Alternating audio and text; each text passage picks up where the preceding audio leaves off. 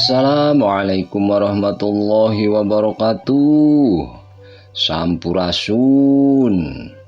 Dulur dangu sadaya di mana bayana, wilujeng patepang dangu deui sareng Mang Otong. Di acaranu dipikadeudeuh ku urang sadaya. Acara dongeng Sunda di ambena dongeng Mang Otong channel. Kumaha ye kabarna dulur dangu sadaya?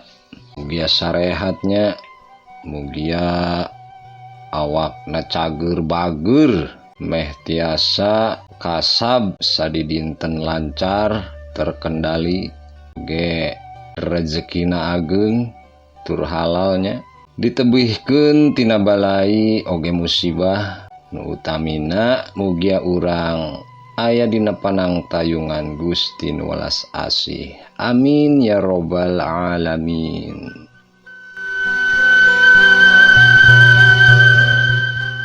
Teu hilap tur teu bosen mang ngucapkeun hatur nuhun nu saageng-agengna ka dulur dangu sadaya anu tos satia manco satia ngadangukeun dongeng-dongeng emang di ieu channel, oge anu tos satia ngarojong teras ngadepongan kolom komentarnya. Hatur nuhun ka dulur dangu sadaya. Oge nu teu acan subscribe mangga di subscribe heula, teraskeun tawel tombol loncengna supados kenging pemberitahuan atanapi notifikasi ti emang lamun emang ngalajengkeun cariosan dongeng nu katunda. Teras diacungkeun jempolna, kritik lan sarana diantos pisan ku emang di kolom komentar. Komo deui lamun dibantos nge-sharekeunnya, ngabagi-bagikeun ka sosial media dulur dangu sadaya. Hatur nuhun tina pangrojongna dulur dangu sadaya. Hayu urang teraskeun hanca nu katunda dina jejer carios. Dedamit leuwih buyut bagian anu ka-31 Iyasana Ki Dagar. Ulah hilap cur cikopina kaparayun.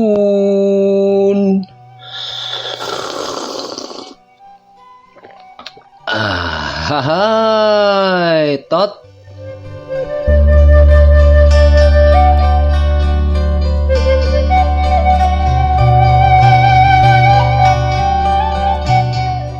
Paling gerek ditundun di pengkolan atawa di parapatan jalan raya.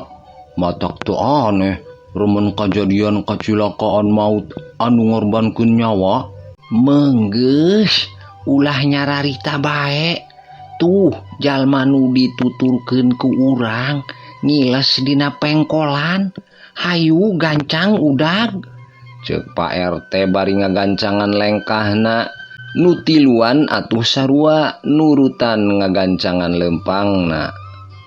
Sewaktu ngaliwat ka pengkolan dina palebah tangkal kadu anu ngajulungjung luhur ngadadak kadenge aya anu nyikikik seuri.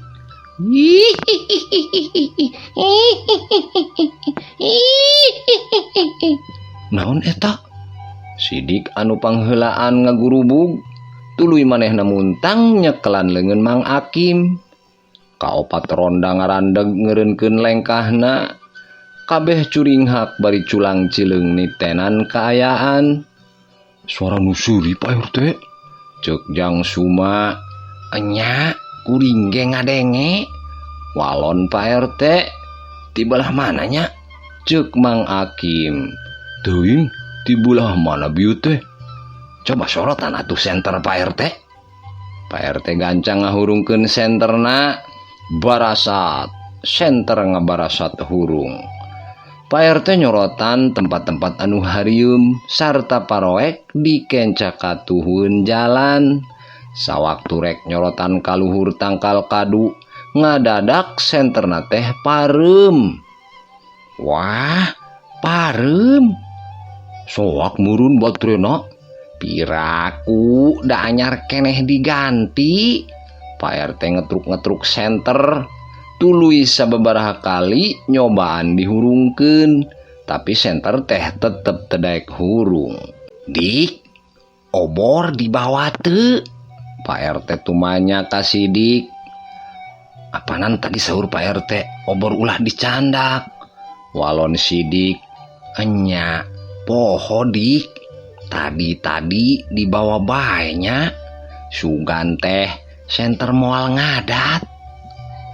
dina kaayaan kitu ngadadak angin niup manitarik, tatangkalan pating pelenod, sora daun kadenge seah ting korosak, cungungung kadenge sora anjing babaung, sorana kadenge tepati jauh. Urang mulang ka gardu ronda bayu. Aduh, uing mah sieun pisan. Cek Sidik bari beuki pageuh muntang ka Mang Akim. Tenang dik, ulah sieun. Ukur anjing jeung angin ieu. Tapi bulu punduk uing carkat kabeh mang.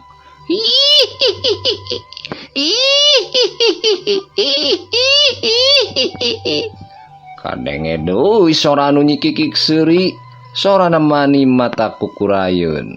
Wah, kunti sigana mah Pak RT. Jang Suma anu nyarita, awas hati-hati.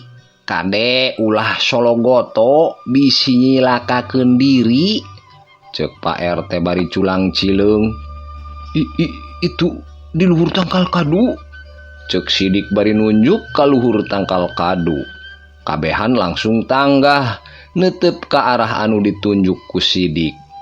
Breh, kabireungeuh ku kabehan dina salah sahiji dahan tangkal kadu aya hiji jirim buukna panjang make papakean bodas keur diuk ucang-ucangan.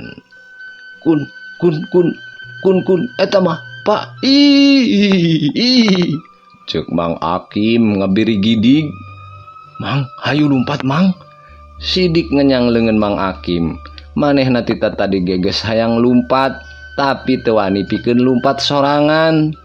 Ulah lalumpat heula. Tenang, ulah tepi urang cilaka ku pamolah sorangan. Cek Pak RT bari terus neuteup ka jirim anu keur ucang-ucangan.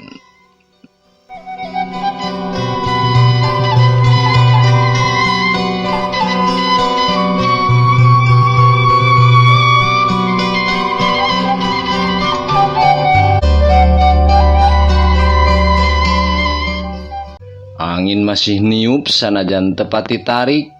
Sora anjing babaung ge masih kadenge sanajan tepati melewung cara tadi. Kaayaan di eta tempat jadi geeuman. Pak RT babacaan sakedeung tuluy ngalengkah maju. Makhluk di luhur tangkal kadu masih cicing teu ngayakeun gerakan nanaon. Hayu urang teruskeun lalampahan. Bisi jalma nu dituturkeun ku urang kaburu jauh. Cek Pak RT. Tapi Pak, centang tuh nih dituturkeun ku urang teh jalma bisa jadi makhluk nu ucang-ucangan di luhur tangkal kadu itu anu ngajirim ngarupa juragan Kosim pikeun ngaheureuyan urang. Walon Mang Akim. Pak RT jadi ngahuleng, sirahna tuluy unggut-unggutan. Bener. Bisa oge kitu Mang. Keur kitu gaya bag makhluk nu diuk ucang angge di luhur tangkal kadu teh ngagaya bag turun bari nyikikik seuri.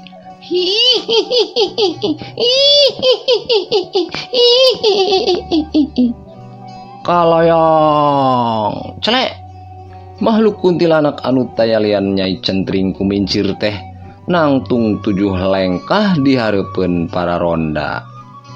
Nyi Centring kumincir anu dibere tugas ku Dewi Makarawati pikeun ngaping ngajagaan kasalametanana Mang Kosim harita langsung megatan para ronda.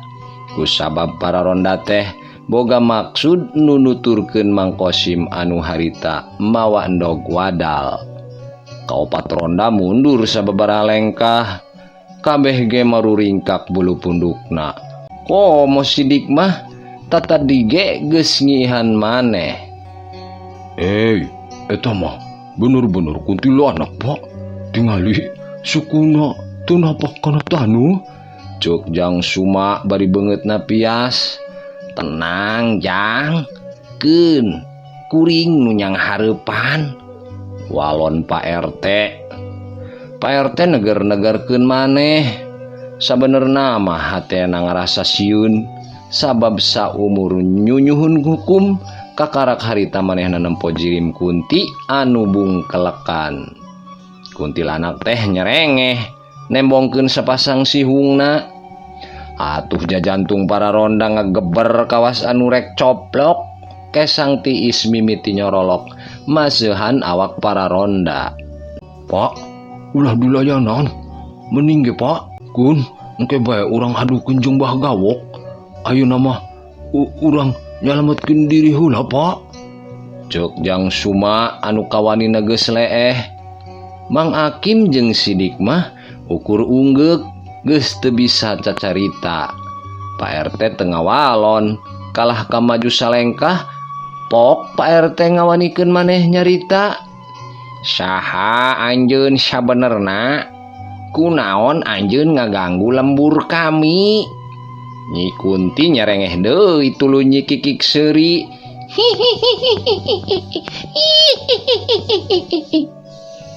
Awakna lalaunan ngageuleuyeung maju ka arah Pak RT. Sanggeus rada deukeut, dua leungeunna nyologrong sarta langsung nyekek kana beuheung Pak RT. Pak RT beuheungna tepi ka euleugeug, panonna burial buncelik, dua sukuna jengke. Sabab kuntilanak teh leuwih luhur da puguh sukuna teu napak kana taneuh. Tapi Pak RT masih sadar. Gancang manehna maca ayat kursi, tuluy niup ka beungeut kuntilanak. Kuntilanak ngoceak. Cekekanana leupas, manehna mundur ngajauhan. Pak RT ngusapan beuheungna bari ngatur napasna. Ronda anu tiluan jadi kahudang kawanina. Ningali Pak RT bisa ngalawan si kuntilanak. Kabehan baca ayat kursi, Fatihah, Ulhu, Palak, jeung Binas. Hayo baca sing tarik. Cuk Pak RT nitah katilu ronda sangkan babacaan. Torolang Pak RT pangheulana maca. Katilu ronda tuluy milu babacaan. Kaayaan dia tetempat jadi rame ku sora anu babacaan. Kuntilanak ngarasakeun hawa jadi ngaheab panas. Beuki lila beuki karasa panas. Nganas, ngurun. Nyi Centring kumincir mundur deui ngajauhan. Pak RT beuki wani, manehna gancang maju ngadeuketan ka kuntilanak. Katilu ronda oge nurutan maju. Bari terus norolang maca ayat-ayat suci Al-Qur'an. Ngampun, nganas.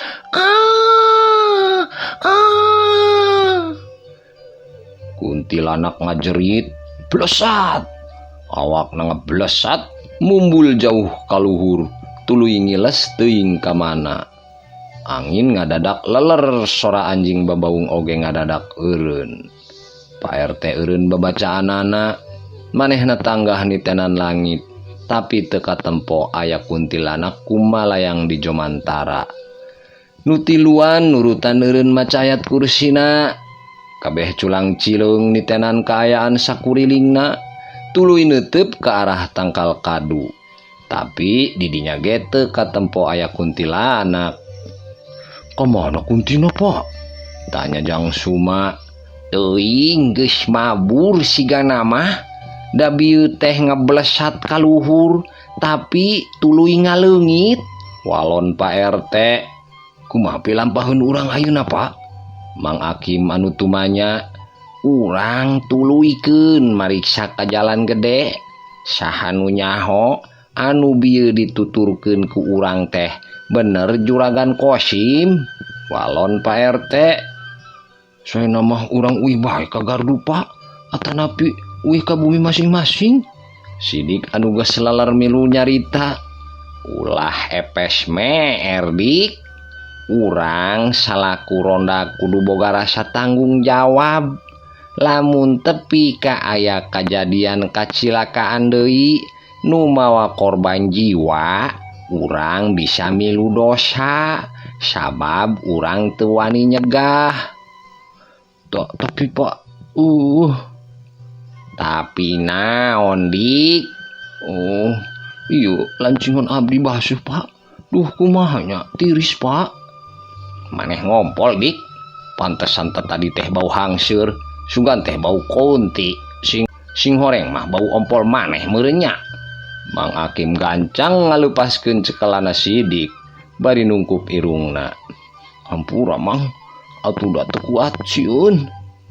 Kieu we atuh, laan calanana dik, pake sarung atawa meunang sidik balik. Tapi sorangan ulah hayang dibaturan, cek Pak RT. Duh, abdi uih bae Pak RT, tapi hoyong diantur ku Mang Akim. Embung dik nya jauh nya sieun. Kumaha mun di tengah jalan dicegat ku Kunti, bisa-bisa orang dicekek Kunti, cek Mang Akim. Uing teu jadi mulang na Pak. Antuk nama sidik ngalaan calanana, tuluy make sarungna. Tah kitu lalaki mah kudu wanian. Hayu urang lempang deui. Pak RT ngahurungkeun senterna. Bray, barasat senterna ngadadak hurung deui. Geus kitu mah Pak RT lempang ti heula, dituturkeun ku Jang Suma Mang Akim jeung Sidik. Tapi kakarak ge lempang menang sajongjongan. Seor, gelebug. Angin tarik niup deui mani ngaguruh. Cungung, anjing babaung deui mani patembalan. Kaopat ronda ngarenjag leumpangna langsung ngarandeg. Kabeh culang cileung.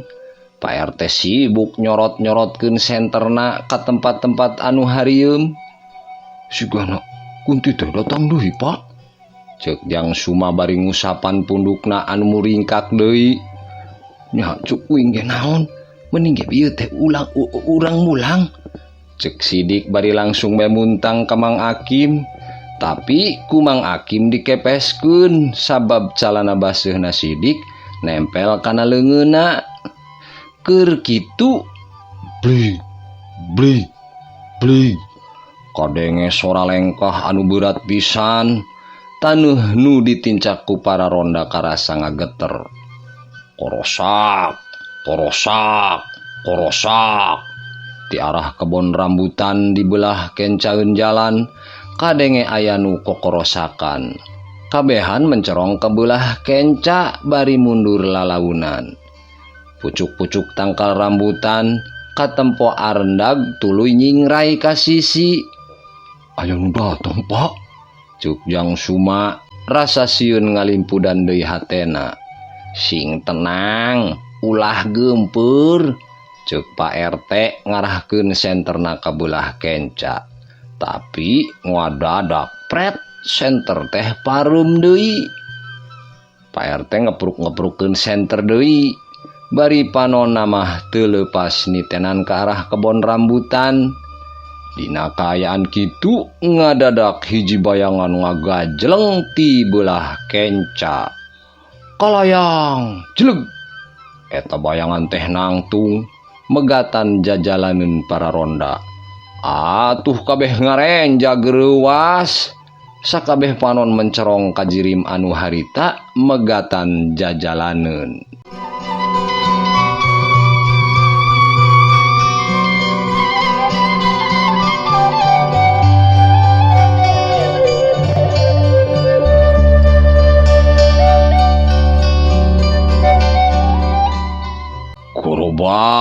Gorobas. Sora gogorobasan beuki deukeut ka sisi jalan. Tangkal rambutan ting palalenoy kawas anu disuaikeun ku leungeun badag nu boga kakuatan rongkah. Kaopat ronda neuteub teu ngiceup ka arah kebon rambutan. Paromana kabeh ge katempo regeng. Komo Sidik mah da puguh borangan, awak nangadeg-deg bujurna kokompodan. Leungeun katuhuna maksa muntang ka Mang Akim. Dua tangkal rambutan anu pangtungtungna nu deukeut pisan jeung jalan melenod ka kenca jeung ka katuhu kawas disuaikeun ku hiji makhluk raksasa. Tapi jiri makhlukna teu katempo ku panon para ronda.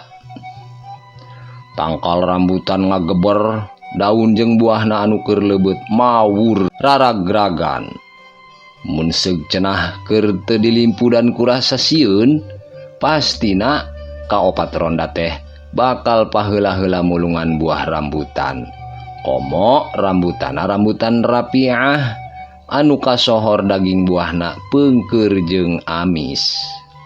Tapi harita mah kabeh ge boro-boro inget kana buah rambutan. Kabeh ngadago naon anu bakal muncul ti arah kebon rambutan, tapi nyatana eueuhna naon. Si Kunti meureun jeung sieunan deui Pak RT. Ceuk Jang Suma nyarita lalaunan. Pak RT teu ngawalon, leungeunna kalah kangoprek senterna anu teu daek hurung. Dina kaayaan kitu, solangseng ka ambu bau menyan, tuluy disusul ku bau hangru, anjing babaung beuki melewung. Katambahan ku sorak koreak anu ngadadak tingkoceak di luhur tangkal jeungjing nu aya di belah katuhu jalan. Pledug, ngadadak aya hasup bodas ngubeng di hareupeun para ronda. Pak RT nu nangtung panghareupna gancang mundur, atuh sejena milu malundur. Hasup bodas beuki ngandelan. Lila-lila ngajirim jadi hiji makhluk jangkung badag pikasieunun. Eta makhluk teh jangkungna aya kana 6 meterna. Sirahna katempo aya tandukan, kawas munding, panonna anu beureum badag teh moncorong hurung. Irungna ngadungkuk badag bari jeung rebeh, sedengkeun bibirna kandel kedeplik lega ranggeteng ku sihung anu baradag. Sakujur badana dipinuhan ku bulu hideung anu kandel, sedengkeun ramo-ramo leungeunna dipapaes ku kuku anu ranggoas sarareukeut. Kaopat ronda molohok kasima bakat ku sieun. Nempo wujud kawas kitu mah Pak RT anu wanian ge mundur lalaunan.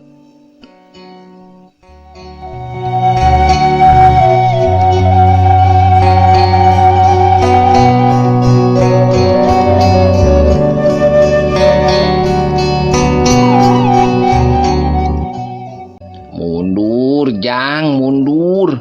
Bahaya ieu mah. Ceuk Pak RT nitah mundur ka Jang Suma anu nangtung pangdekeutna jeung manehna. Hei, makhluk naon eta Pak RT? Mani berwes kitu? Nu kieu meureun anu katelah buta terong teh? Ceuk Jang Suma bari milu mundur lalaunan. Lain Jang nu kitu mah, genderuwo teh asigana. Ceuk Mang Akim bari sarua undur-unduran, nyanyeret sidik nu muntang pageuh ka leungeunna. Eta mah jin ibrit meureun Mang. Sidik milu nyarita bari jeung nahan kasieun. Keur kitu kadenge eta makhluk anu tayalian genderuwo dongga bawuk seuri ngagak-gak. Sora seurina tarik handaruan mawa aweuhan.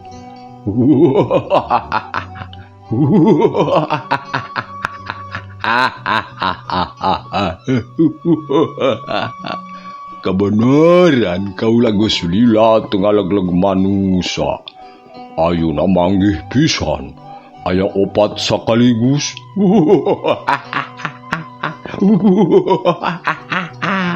Goreng nasib anjeun manusa, bakal jadi usi butung kaula.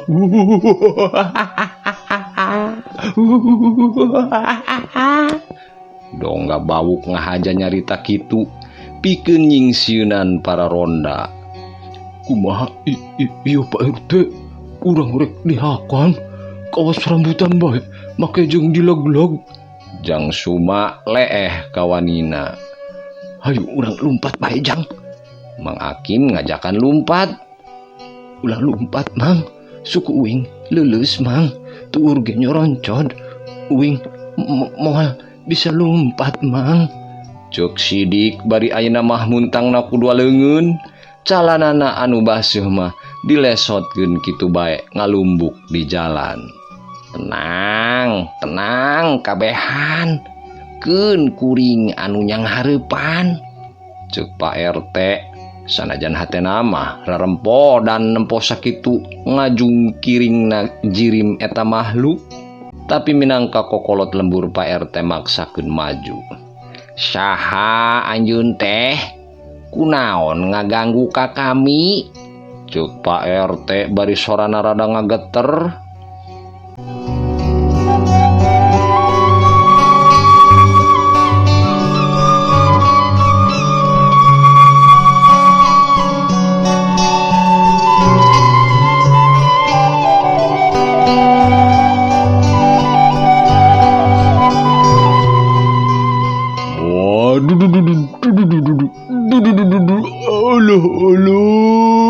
Hai tot waktu senatenya kapan dulur dang sadaya mang cekapkeun heula ieu cariosan semet dieu mugia urang sadaya dipasihan yuswa nu panjang tur barokah nu insyaallah urang tiasa patepang dangu deui di cariosan anu salajengna. Tekirang-kirang emang nyuhunkeun dihapunten oge dihampura tina sagala kalepatan atanapi kakurangan dina medarkeun ieu dongeng atanapi dina ucap kecap bahasa Sundana. Teu bosen-bosennya emangnya nuhunkeun dihampura ieu. Urang pulungan nu saena nu endahna nu bagusna urang alungkeun anu barututna. Emang seja undur diri. Akhiru kalam. Wassalamualaikum warahmatullahi wabarakatuh. Permios.